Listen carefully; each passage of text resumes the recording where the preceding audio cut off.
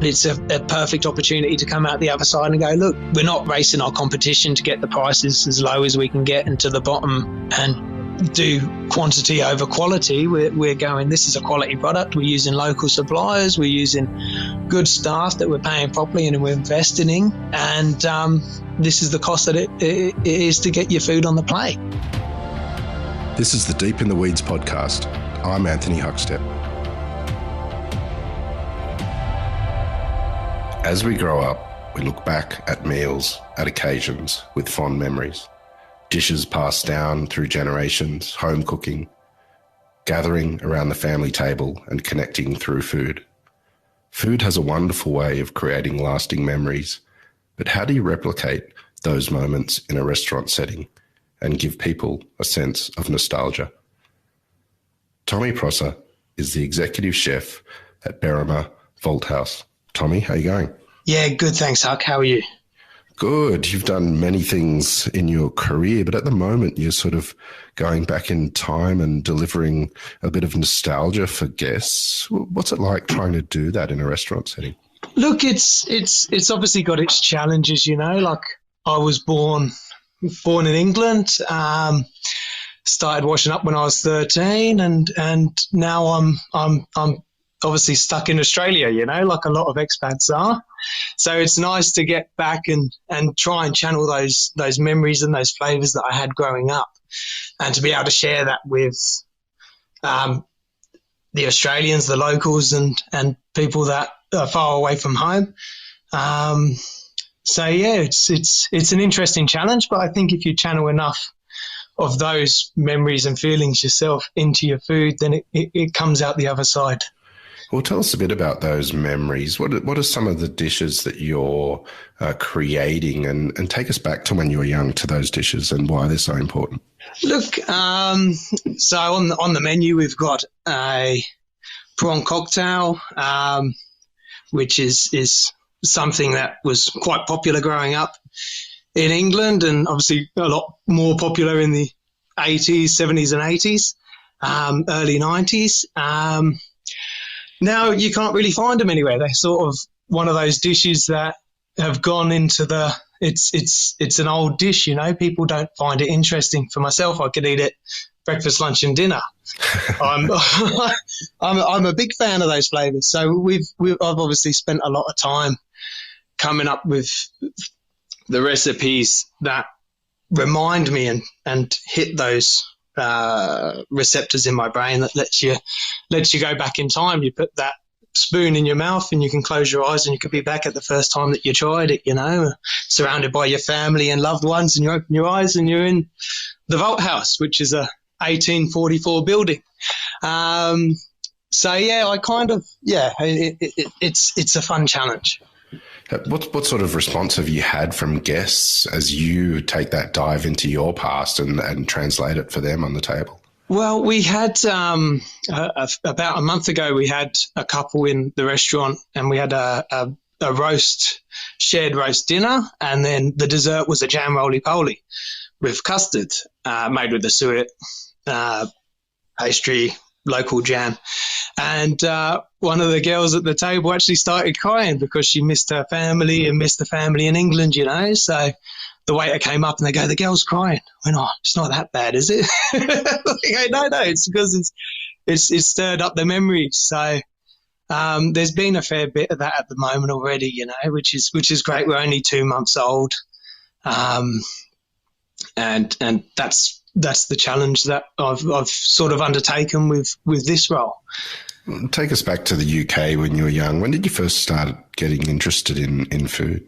My family, my dad loves cooking, loves experimenting, doesn't usually like a recipe. He'll chuck a load of stuff in the pan and usually comes out pretty good. And mum's an avid baker of sourdough and cakes and that kind of stuff now. So growing up, Dad's mum used to supply the local pubs and restaurants and things with cakes that she'd make. So I was kind of always surrounded by it. And then when I was 13, I started washing up at the local pub, covering for my brother on the weekends, went from there to college, after that, one Michelin Star restaurant, Graveside Manor, which was had alumni like Darren Robertson, Phil Vickery, Marcus Raring, all sort of did some time through there. The head chef was Mark Raffan, and he was one of the owners. It was on 1,000 acres, 18th century manor house, 1 acre kitchen garden, which was walled off to keep all the rabbits out. So I was quite lucky there, you know. We had a gameskeeper that had come in once a month with a couple of deer over his shoulder, so I got exposed to breaking those down there. Made 5 different types of bread, and I was there for about 2 years, so I was lucky enough to work every section. I was on pastry for about 2 months with the pastry chef, and then he quit, so I was running pastry for about 7 months at 19 in one Michelin Star restaurant, coming up with the specials, doing the research. A week into my... What was that like as a young chef, given so much obligation and to come up with something like that at a young age? I always kind of took it in my stride, you know, like I'm a proud Englishman. I've never really liked asking for help. It's always the stiff upper lip. You sort of grit down and bear it, you know, and just work through. So I relished the challenge. I'd been on the veg section for about 6 months, where obviously you're doing what the main course and the fish chef all want to do. They go, this is what we're doing. So to be able to release some of that creativity and do some research and execute it, it was fantastic, you know. It was a bit of freedom that you never usually get. And not a lot of people get to have at that young age, you know. So it was kind of swings and roundabouts. Like I was never, because I was quite capable, I was never really put underneath anyone to learn directly and have anyone mentoring. But then you get like this self-starter attitude where you've got to go learn and be proactive and find your own way, you know, underneath the guidelines of what is expected off the menu. What sort of food were you cooking at that time? Do you have a dish that you remember that you can tell us about from then? Yeah, look, one of my ones that I was really happy with that I came up with on the pastry was a wild strawberry bavaroise that I made with a chocolate sponge underneath. So I grated the chocolate through a genoise, made a wild strawberry bavaroise, made a wild strawberry coulis as well, and then a champagne and strawberry jelly on top. So it was nice. It was different, and then obviously some little strawberry crisps for a bit more texture. So I enjoyed it, and we were exposed to like some of the best ingredients around. I know we've got pretty good strawberries in England, but we were getting strawberries from this specific region in France, and they were coming over on a wooden tray. So it's kind of like, yeah, it was very, very different. But the wild strawberries were from the garden, so I was always a bit questioning why we were getting some of those overseas things when we had such amazing produce in our own backyard, you know. But yeah, I was very fortunate and very, very lucky that they put trust in me to be able to execute that, you know. And then when I was 1 week in, for example, the sous chef and the chef de partie on the veg section got into a little scuffle and dislocated the veg chef's shoulder on a Friday night. So he took him to hospital, and I was left to run the section on a 60 cover Friday night in my first week. Like, oh, okay.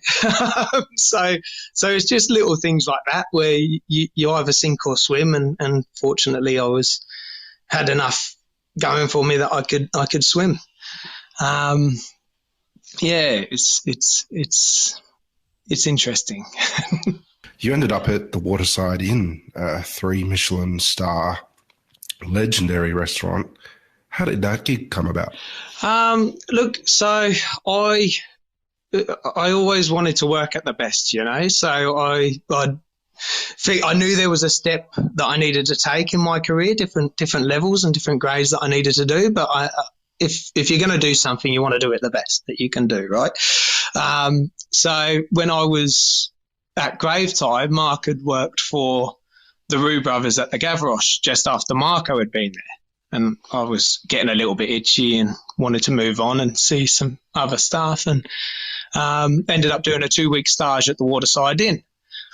After that, I thought it was amazing, came up with some specials at Grave Tie, and I just didn't really feel like there was much more room to grow there, you know. So I handed my notice in. He goes, "Where are you going?" I go, "I don't know yet. I'm going to take some time and maybe go to the Waterside." He's like, "You haven't got a job and you're leaving?" He goes, "You're not doing that." I went, "Yeah, okay." He goes, you email Chef Alan and see if you can get a job." So anyway, I went downstairs to the computer, sent off an email to Chef, and said I really enjoyed my time. And anyway, he's come back about a week later and said, "Yeah, we'd love to offer you a job. When can you start?" And I started there when I was 20. So I was did 3 days on the herb section. They had a herb section at the Waterside where you pick herbs, chop tomato concasse, chop all the herbs, and do the julienne of the veg for the tronçonnet of lobster, which is one of the signature dishes from Michel Roux. I think pretty close to when they first opened. They had a white port sauce and amazing pan-fried lobster. So I did 3 days on that section and then got moved over to the front fish. So I was ending up cooking all the fish, doing the sauces and helping prepare where I needed to, which was fantastic. So I was fortunate enough to work there in the original kitchen. Spent 9 months on the front fish section. Then there was a £2.5 million refurb of the kitchen, and about 5 of us got asked to stay behind and cook while they were doing the refurb for different functions and different small gatherings from the little satellite kitchen. And then I was part of the reopening team as well. From there, I was on the front fish for that reopening, and then moved to the butchery, which is something that I always had an interest in. Like in between Grave Tie and the Waterside, I went and worked at a butcher. The two guys had like 150 years of experience between them, you know. One was 80 and been butchering since he was 13, and the other one was 70 and been butchering for about the same amount of time, you know. So I always sort of seeked out those ones. When I was 15, I went to the local butcher and found out how to tie meat. Went to the local fishmonger before one of my competitions at college and learned how to shuck scallops so I could go do that on the competition day, you know, and just spent the whole day shucking scallops and learning how the producers do stuff, because it was always very important to me to see stuff from the purest raw form to that finished part on the plate, you know, and knowing the provenance of it. So I was very proactive and very kind of keen to learn every aspect of it. And I could have very easily seen myself being a butcher and running those. So when I got onto the butchery section of the Waterside, it was like I'd struck gold, you know. We'd get the whole magrays in from France with the foie gras still in them.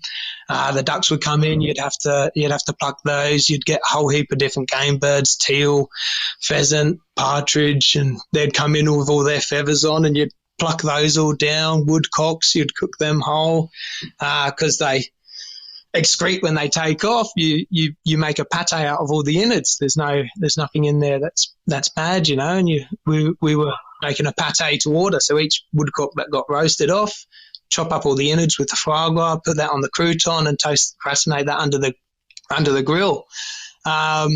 So it was fantastic at the Waterside, you know. The learning curve was really steep, and you either sank or swam. And again, I was put on to run those sections straight away.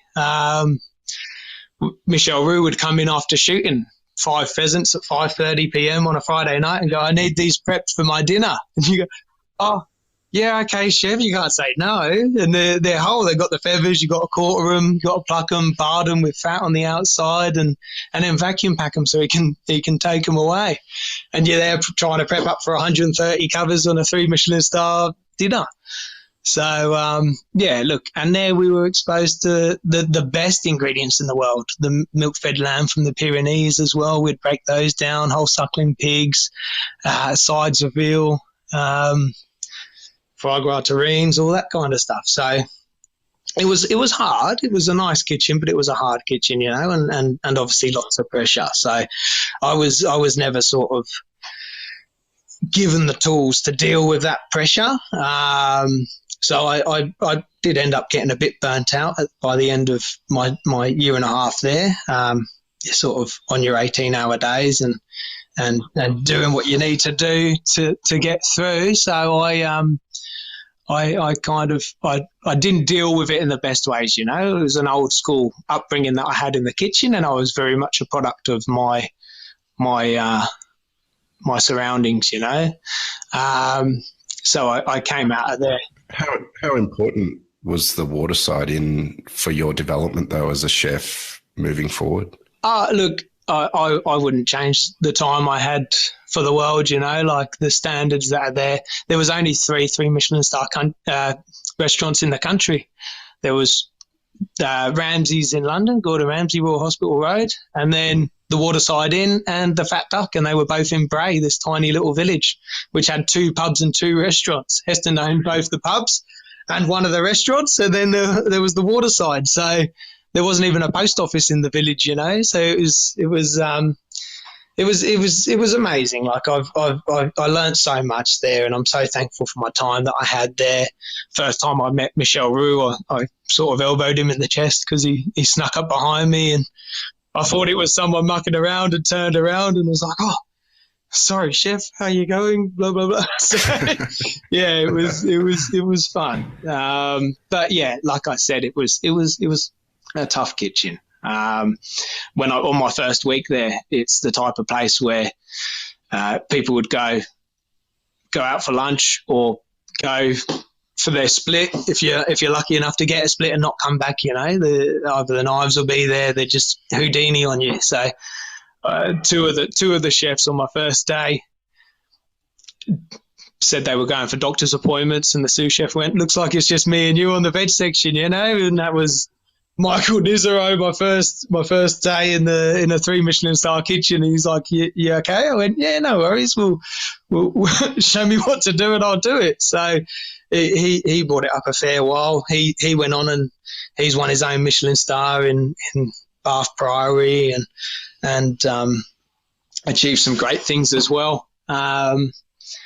But yeah, it was an institution, you know. It's one of those things. Like my lecturers at college both worked underneath chefs that had worked for Escoffier. So my sort of heritage is all the way from Escoffier, Roux Brothers, which are sort of like the most influential chefs in England. From the 60s onwards, sort of thing. They're the ones that trained up Ramsay. They've trained up Marco. Anyone sort of went through those kitchens, you know, and did their time. What led to the move to Australia? One of my friends who I met at the Waterside, actually, he'd gone on to Greece and done his sort of homage to Greece and worked there, Alexis, and he was on his way back to Oz and said, "Do you want to come over and see what it's like?" You know. So yeah, I jumped on a plane 11 years ago and been here ever since. Settled in Melbourne for 2 years first. We helped open up a restaurant called Hobba, which was in Paran. That was a monster of a restaurant, cafe. Even we'd have 6 A4 pages of back to front of waiting lists each day on a weekend. So you'd look out to the left. It was a double garage 90-seater or triple garage on Paran. It used to be a mechanics. You look over outside and it just looked like a zombie apocalypse of people just waiting to come in and sit down and eat. You know, the ticket machine wouldn't stop going from when you opened the door till 4 o'clock. We'd stay there on bread crates because it was me, Josh, who was the exec chef, a friend of mine from training at the gym. I was doing jiu-jitsu back in those days, and he was a number plate puncher and a foreign student who didn't speak English. One of my best mates now, called Wellington, we were staying there on milk crates, because even though we were only open breakfast and lunch, we were prepping as much in house as we could. We were making the burger buns, all of that, like the baked beans, all of that sort of style. At triple cooked chips on the first day. Soon sort of realised the error in our ways there, but we were doing a lot, because he had worked at the Fat Duck in England, and I only just stumbled across him from an add-on country, I think, when I was doing my backpacking bit. So that was intense though. I didn't have a day off for about 3 months, and like I said, we were sleeping there and doing whatever it needed to be done.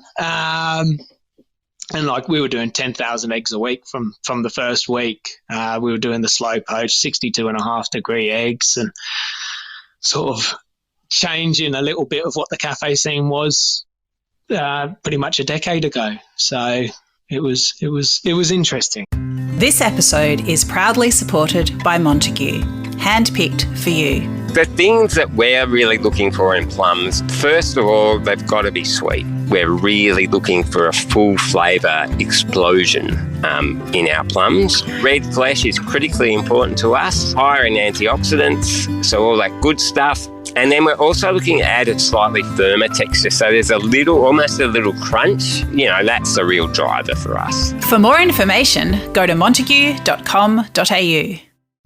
What was it like for you working in Australia, having dealt with the produce of the UK, particularly game birds, and then coming to Australia with such different ingredients and produce?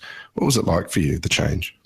It was interesting. I learnt so much, you know, and you sort of see the different produce, and you just try and associate it. Well, for myself, I was trying to associate it with the stuff that I knew from back home, and tasting it and seeing if the techniques that I knew could make something great out of this ingredient that I hadn't seen before, you know.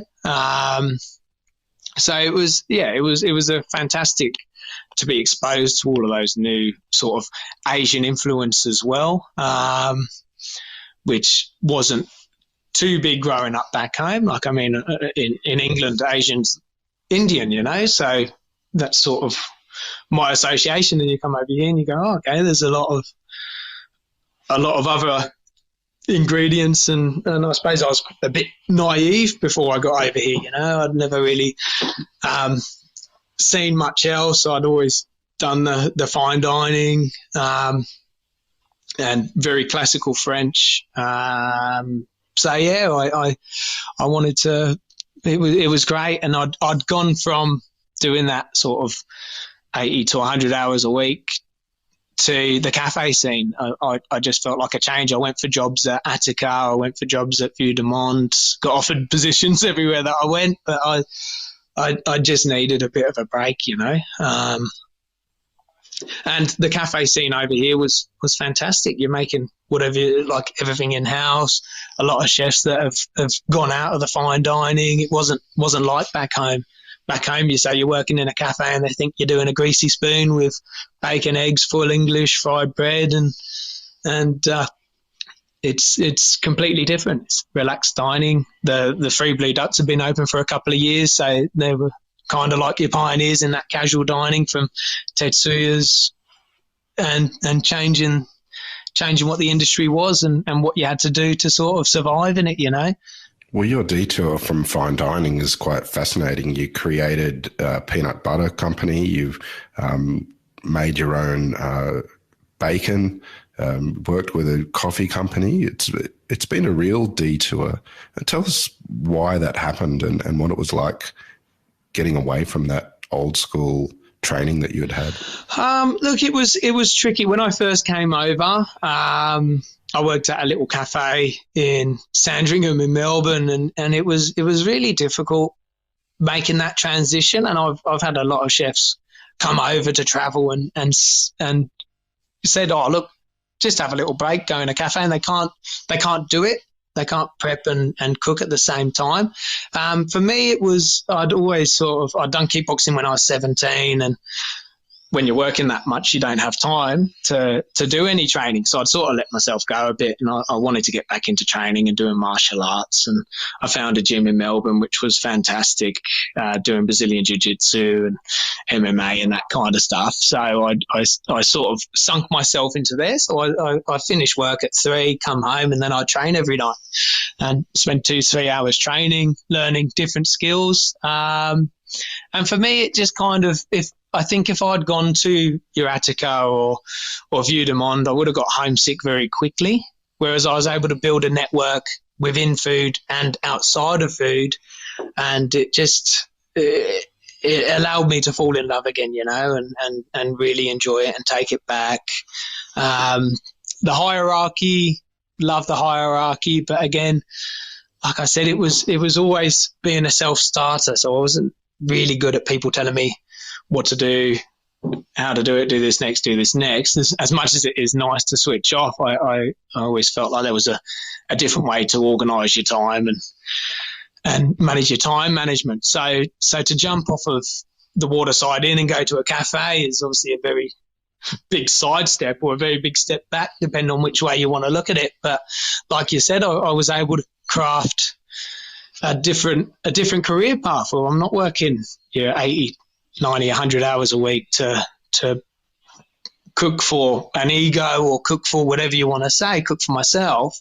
I was able to create that work-life balance. I was a private chef for the past 3 years as well, so I was kind of working 12 till 8, which was fantastic because we had a newborn when I started there who's now 3.5. So I was able to spend the morning with him. I was able to put him to bed at night, and it was amazing. I wouldn't have given that time back for the world, and I could not have done that if I was doing your conventional restaurant shifts.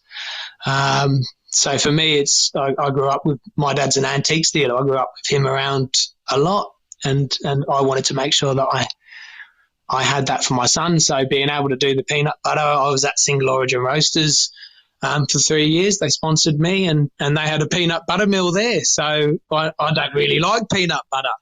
So it's funny, like I don't really like the plain peanut butter, but I came up with a recipe which was almonds, peanuts, honey, salt, and a neutral oil, and it got that balance just where it's sweet, salty, the almonds cut through the peanuttiness, so it's a bit more balanced, And while I was at Single O, we were making our own bacon. I was doing nitrate-free bacon using feather and bones pork neck because it was a cheaper cut. So I was able to use like the best meat that I could get hold of and make the bacon there. So I was doing nitrate-free bacon, which doesn't stay pink, and it tastes more like a seasoned pork. So after we had opened up Botany for Single O, and we were sort of getting in the way, getting ready to open up the city store, I kind of went, you know what, I need to go back home, do my 3 months at home, come back over, and go from there. So I went back home and worked in a traditional smoker for 3 months that had been going since the 1990s, and learned how to make bacon. Did the smoked salmon there and all of those different cured and smoked products, and wanted to come back and have a go at doing it properly. So we were doing a market stand with our dry cured and cold smoked bacon as a bacon and egg roll, and we were doing the slow poached eggs that you were frying. So it looks a bit like a scallop, and lots of different stuff. What sort of impact has that fine dining background and that move to more casual and also retail products, what sort of impact has that had on what you're doing at Berrima Vault House? Look, with the retail products at the moment, because this is a new startup, it's been going since the 1st of May, I've kind of put those on the back burner at the moment, just because I need to focus all my attention down there, really. But look, it's been fantastic. It's been fantastic. Like I was able to get those launched while I was doing the less hours doing the private work, and then I've been able to put those on hold they're ticking over gently, like my wife's, or Jessica Pedamont, who's got the chocolate shop, chocolate artisan in Haberfield. So she's retailing them from there. We've got a couple of other retail stores across Sydney as well that are taking it. But I've just got to let that maintain itself at the moment while I get Berrima set up. Obviously, that's a bit of a drive away for me as well. It's about an hour and a half, so the commute is pretty decent. And there's not many staff at the moment, especially in rural towns. So we're kind of I'm really keen to get the 4-day working weeks happening for the staff when we do get enough. As it's the way the industry's moving, it's not about getting the 100-hour weeks anymore and trying to progress. Like if you look back, you go, well, I've done 2.5 worth of work per week. So you learn a lot in that time, whereas now it's, I think with the nurturing and being able to do those 40 hours a week, you get a lot more focus out of your team. And especially if they can get their 3 days off,